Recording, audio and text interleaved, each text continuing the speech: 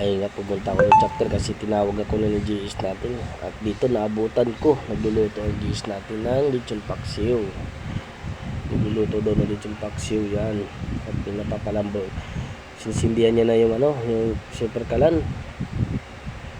At ngayon nga, nahirapan siya magsindi dahil nga daw maliit ang butas na super kalan. Ay ginawa niya,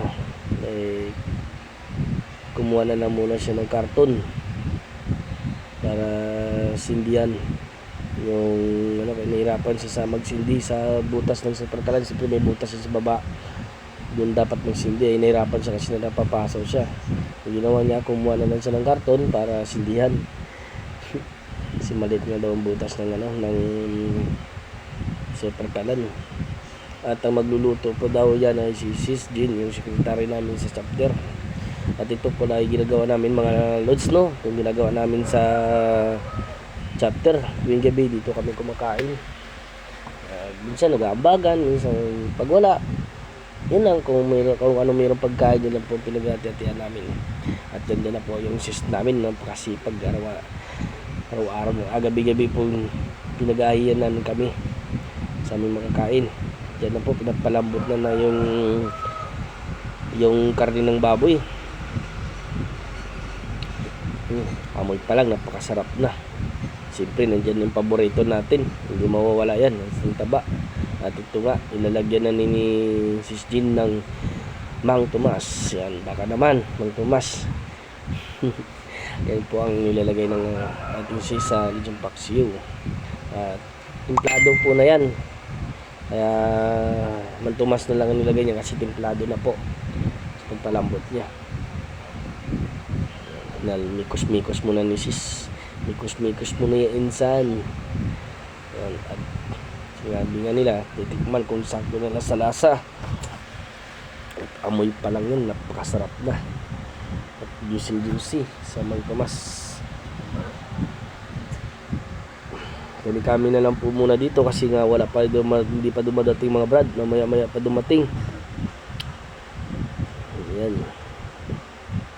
At hanggang dito pa si Brad Dudoy nagbabalat ng mangga. Ayan.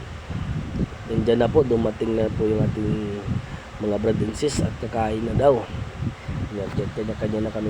Yung iba kumukuha na ng plato para kakain na. Ayan. Tapos yung mga brad namin, chinachat namin kung nasaan na sila. Hindi pa tapos ang pagsamba kasi may brad tayo nga sa nagsasamba. Dito kami lang muna. Ayan. Tinawag na nga po yung dalawang bata na si ate, anak ng ating GS, tsaka sekretary, tsaka yung kapatid ng ating Brad. Tinatawag sila para kumain sabay-sabay. Ay ngayon, lods, kami lang po dyan. Anong oras na rin po to? Alas 8 na ng gabi. Ito po yung ginagawa namin gabi-gabi dito sa chapter. Ayan, kumuha na yung Brad Dudoy kanin. At ako rin din dyan ay sabi ko nga, sige ako na mahuli kasi nag-video pa ako. Ayan, habang kumukuha ng pagkain, nagkikwentuhan. Napakasarap ng ulam natin ngayon, lechon paksiw. Nandyan na mga bata, tinawag na sa loob ng bahay para lumabas at para kumain na. At ako naman doon sabi ko nga, papatayin ko na rin ang video para kakain na rin, kaya binidyo ko na rin sarili ko para kakain na tayo. At maraming salamat sa panonood nito at maraming salamat din sa pagkain na to.